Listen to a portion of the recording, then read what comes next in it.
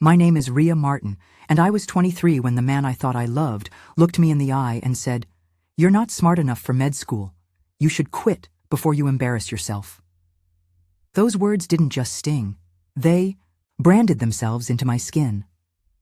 Back then, I was in my second year of pre-med, tired, overwhelmed, and self-doubting. And he, Adam, my boyfriend of nearly 2 years, was a final-year law student with a God complex and a cruel tongue masked behind charm. He knew where to aim to hurt. We met through mutual friends in undergrad, and he'd always made these passive remarks. "Medicine's just memorization, not intellect," or "You're too emotional to handle life and death situations." But that night, during a small dinner with his classmates, he crossed a line. Someone had asked what I was studying. I answered proudly, and he laughed, out loud. "She's trying to be a doctor. Isn't that adorable?" he said. The table went quiet. My cheeks burned. I tried to laugh it off, but inside, I was breaking. Later that night, when I confronted him, he shrugged. "I'm just being honest. I don't want to see you crash and burn trying to be someone you're not." That was the beginning of the end. Or so I thought. Still, I didn't break up with him. Not immediately. That's the part that still haunts me. I stayed. I convinced myself he was just stressed, that he didn't mean it, that I was being too sensitive. Gaslighting myself while carrying the pressure of endless anatomy exams and sleepless ER volunteer shifts. He wasn't the only one who doubted me. Even my father once said, "You're better with people than textbooks. Why not nursing?" But there's nothing wrong with being a nurse. It just wasn't my dream. I wanted to save lives. I wanted to be the person standing between a last breath and a second chance. I had no backup plan. Medicine was it for me. One day, I left my neurology lecture early after getting a text from Adam. It read, "We need to talk." He was sitting on the edge of my apartment bed, looking too calm for what came next. "I think we want different things," he said, already reaching for his keys. "And honestly, I need someone who's more realistic." I didn't cry. Not in front of him. I waited until he left. Then I screamed into my pillow so loud my neighbor knocked on the door. That night, I deleted every photo, every message, every trace.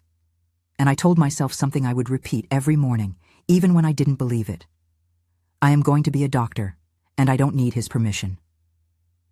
What followed was the hardest year of my life. Long shifts, failed quizzes, panic attacks in library bathrooms. But I pushed through, fueled not just by passion, but by the weight of every doubt cast on me.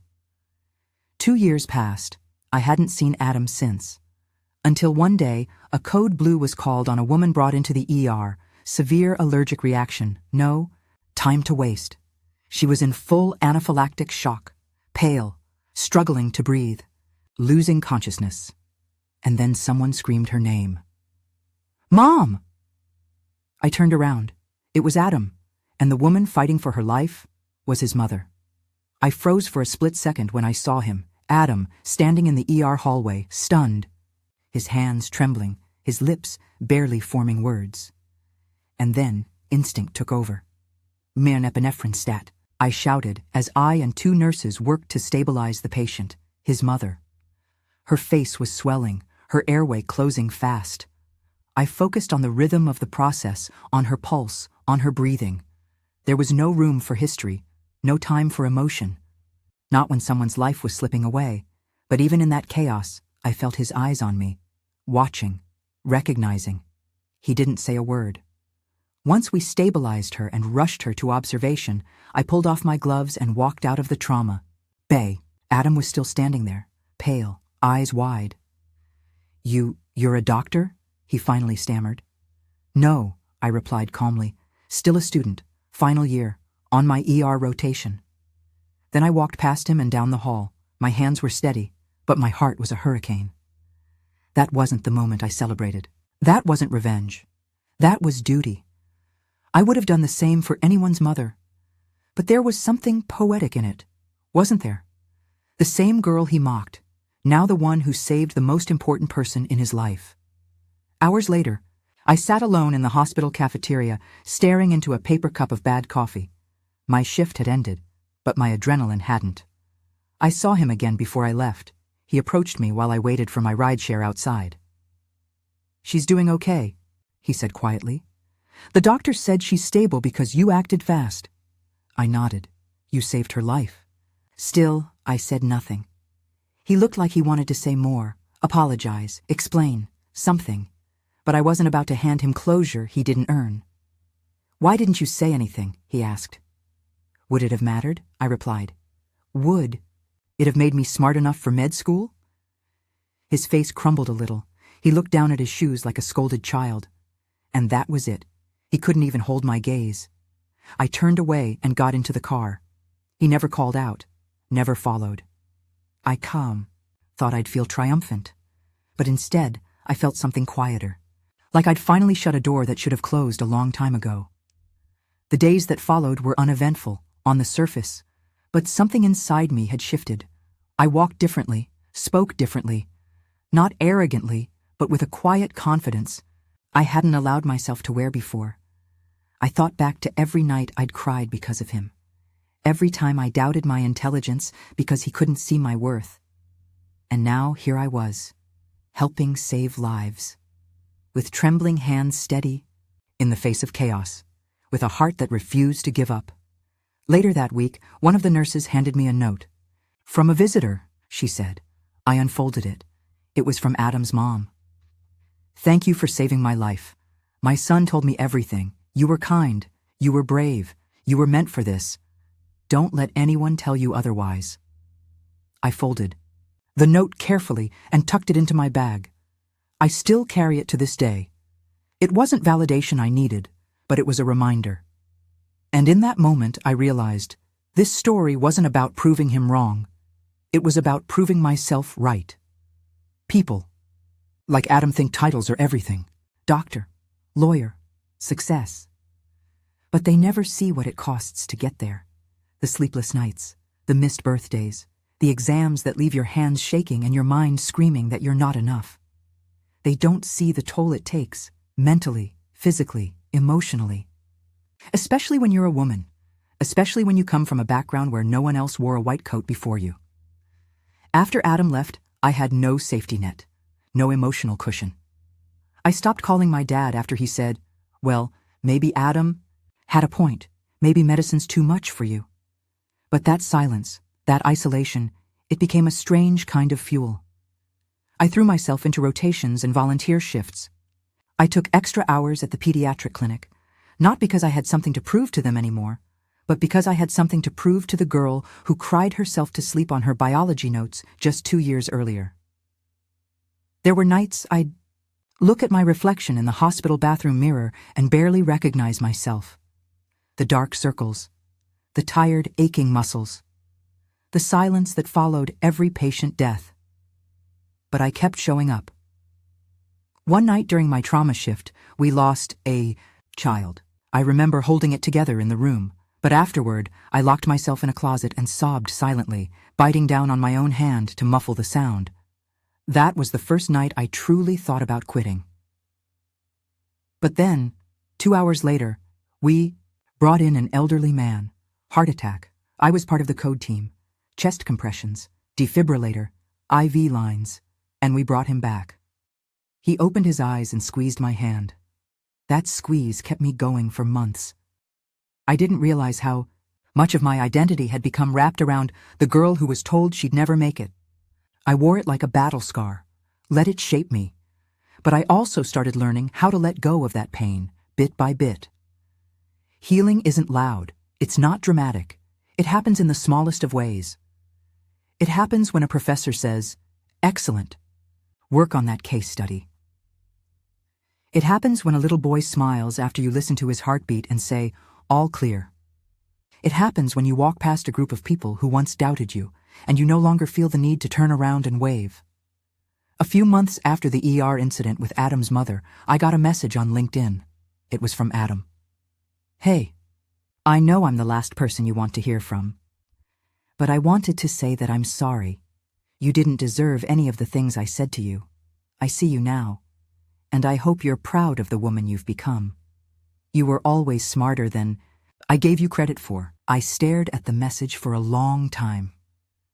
Then I deleted it, not out of spite, but because I didn't need his words to validate mine anymore. Some people chase revenge. I chased mastery. Some people wait for applause. I learned to clap for myself. It didn't matter if he saw me now, because I saw myself. And that's what changed everything. The day I received my white coat was the first time I allowed myself to breathe in years. It wasn't a graduation. It wasn't even the final goal. But it felt symbolic, like crossing a threshold that once seemed out of reach. I remember looking at the coat in my hands, crisp, white, my name stitched above the heart. Rhea Martin, MD candidate. I ran my fingers over the thread. It didn't feel real.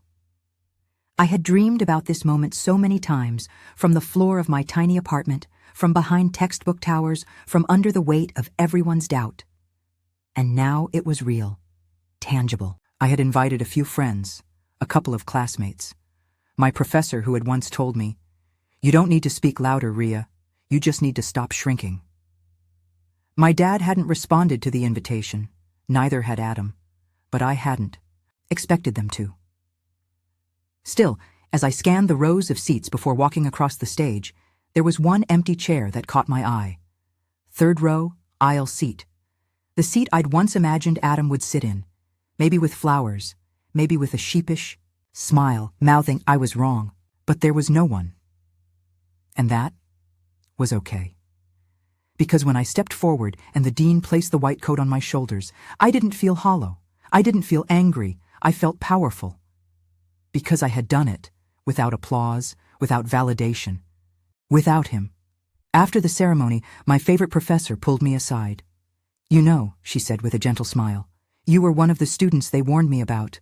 I blinked, startled. "Not because of your grades," she continued, laughing at my horrified face. "Because you were quiet, reserved. They said you might not be able to handle the heat." She leaned in a little. "But you showed us something better than loud ambition. You showed resilience, grit, kindness under pressure. That's rarer than intelligence, Rhea. You were born for this." I held back tears as I hugged her, because those were the words I had needed years ago. But maybe I heard them now because I was finally ready to believe them. That night, I celebrated. By myself. No big party. No social media announcement. Just me on my tiny balcony with a cheap cupcake from the store and a flickering candle. I toasted to the girl who cried when Adam said, "You're not smart enough." To the girl who stayed up all night to memorize cranial nerves while hearing her father's voice whisper, "You won't survive this path." To the girl who saved the life of the woman whose son once laughed at her dreams. I blew out the candle and made a wish. Not for revenge, not for recognition, but for peace. And as I looked up at the sky that night, I whispered, "Look at me now." But it wasn't for them. It was for her. The girl who didn't quit. 6 months into my residency, I was assigned to internal medicine. Long hours, brutal call nights, and a patient load that kept piling. It wasn't glamorous. It wasn't like the medical dramas on TV. It was messy, exhausting, and often thankless. But it was also the first time I truly felt like a doctor. I started seeing patients on my own, taking histories, making decisions, having real impact. I was gaining trust, not just from patients, but from seasoned attendings who no longer hovered over my every move. One Tuesday morning, I was reviewing labs at the nurses' station when I heard a familiar voice, tired, a little worn, but unmistakably his. "Excuse me, my mom's having a follow-up today. I think I'm supposed to check in with internal?" I didn't even have to look up. Adam. He looked different, more serious. There were creases near his eyes. His once overly confident posture seemed uncertain now. He wasn't wearing a suit, just jeans and a hoodie, like someone trying to be invisible in a place they didn't want to be. And standing beside him, holding her cane, smiling gently, was his mother. I stood up slowly. She saw me first. Oh, she said, beaming. There she is. My angel. She hugged me tightly, surprising me. You don't know how many times I've told that story. My son's so proud you were the one who helped me. Adam stiffened behind her. I looked directly at him. Hi, Adam, I said softly, controlled. He looked like he wanted the floor to open up and swallow him whole. Rhea, I didn't know you'd be here. I raised a brow. I work here. He nodded, eyes darting everywhere, except at mine. Of course, that makes sense. I guess I thought you'd be somewhere else. You mean somewhere not smart enough to be here? I asked, but my tone wasn't cruel, just honest. His face flushed. I didn't mean that. Back then, I was stupid, insecure. You always had something I didn't. And what's that? I asked, arms crossed gently. He hesitated, then whispered, Heart. You had heart. His mom broke the tension. Well, I'm just glad you're both here now. Life has a funny way of circling back, doesn't it? I escorted her to the examination room, gently helping her sit. She squeezed my hand again and said, He doesn't talk much about you, but I can tell you left a mark. After her appointment, Adam waited near the elevator. He finally met my eyes. You really became everything you said you would, he said. I gave a faint smile. No, I became everything you said I couldn't. He exhaled, ashamed. Then he said the words I thought I wanted to hear years ago. I'm sorry, but it didn't move me. Not anymore, because closure had never been his to give. I walked away as the elevator doors closed behind him. It wasn't vengeance. It was something better. Dignity. The kind he couldn't look in the eye.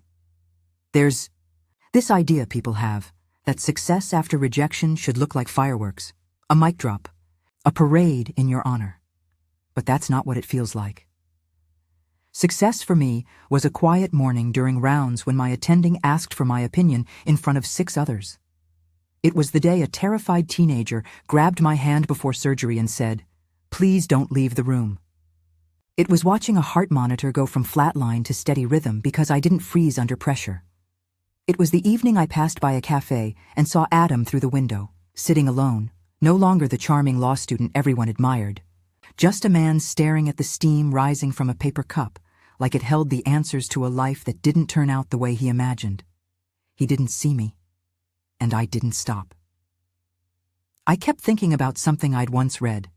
Success is the best revenge, but I disagree. Because success didn't feel like revenge. It felt like healing. It felt like standing in scrubs, under fluorescent hospital lights, with blood on your shoes and purpose in your chest. It felt like walking past every face that once doubted you and not needing to say a single word. A few weeks later, Adam's mother sent a card to the hospital. A nurse handed it to me, grinning. Inside was a photo. Me and her from that ER night. Someone must have snapped it. I was focused, mouth slightly open, gloves half on. She was strapped to oxygen, unconscious. It wasn't a flattering photo, but it was real. The note on the back read, I owe you my life. But more than that, I owe you the lesson you taught my son, what it means to be strong, not loud, to be brilliant, not boastful, to show up, even when the world tells you to sit down. I kept the photo, not to look back at Adam, but to look back at me. The girl I once was, the one sitting at a dinner table while a man laughed at her dreams, is gone. What remains is a woman who earned every scar, who never needed to humiliate anyone to rise, who learned that real strength is doing the work when no one believes you can. Now, I teach part-time at the same med school I once struggled in. Sometimes I see a young woman in the front row, nervous, unsure, questioning herself, and I make it a point to tell her what no one told me. You're not just smart enough, you're exactly where you belong. I didn't save his mother to prove anything. I did it because it's what I was trained to do, what I was meant to do, what I fought to do. And as for Adam, let him live with the knowledge that the girl he once belittled held his mother's life in her hands and didn't flinch. Years later, I was giving a lecture on emergency response to a group of undergrad pre-med students, bright-eyed, overwhelmed, full of questions and doubts. One of them raised her hand and asked, "Have you ever been in a situation where someone didn't believe in you?" The class chuckled, but I didn't. I nodded slowly. Yes, more than once. And the hardest part wasn't the disbelief. It was not believing in myself because of it. I paused. But here's the truth. People will doubt you loudly. Your belief has to be louder, internally, quietly, persistently. You don't need to prove them wrong. You just need to keep moving forward. A few students wrote that down. After class, one girl stayed behind. She looked about 20, soft-spoken, nervous, clutching her notes like a lifeline. "I want to be a trauma doctor," she whispered. "But my boyfriend keeps telling me I'm not smart enough, that I'm better off doing something easier." My heart clenched. I'd seen this before. I'd been her. So I said what I wish someone had said to me. Leave him and go become the thing he can't even imagine being. That night, I drove home in silence, letting the memories settle. The pain, the growth, the quiet victories. The long walk from a girl defined by someone else's doubt to a woman defined by her own strength. There's no movie moment, no curtain call, just the steady hum of a life built honestly, inch by inch, with grit and grace. I passed by the hospital, where it all happened. The night I saved Adam's mother, the hallway where I stood taller than his words, the elevator he couldn't look me in the eye inside. I parked for a minute and watched as patients and nurses came and went, a quiet, living rhythm. No one knowing what battles I had fought there. And then I smiled. Not because I got revenge, but because I got freedom. Because I no longer carried the need to explain myself. Because I had saved lives. Not just patients, but my own. So here's what I'll leave you with. You don't need their approval. You don't need their praise. You only need one thing. To keep going. Because one day, someone will look at you and realize you became everything they said you couldn't, and they won't be able to look you in the eye. But you'll be too busy saving lives to care.